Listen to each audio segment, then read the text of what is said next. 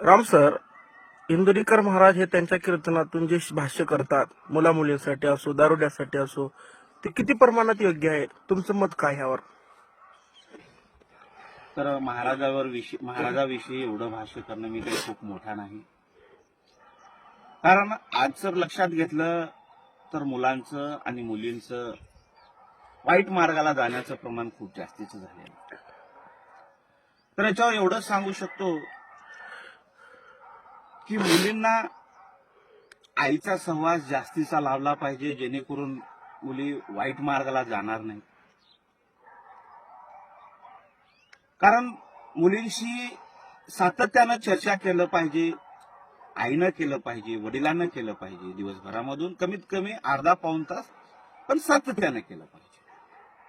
त्यांना जाणीव करून दिलं पाहिजे समाजामध्ये वाईट कोणत्या गोष्टीला म्हणलं जातं आणि चांगल्या कोणत्या म्हणलं जातं. आणि हे ज्यावेळेस आपण सांगितलं तर त्यांनाही लक्षात येतं आणि त्यांचं प्रमाण वाईट जाण्याचं खूप कमी होतं.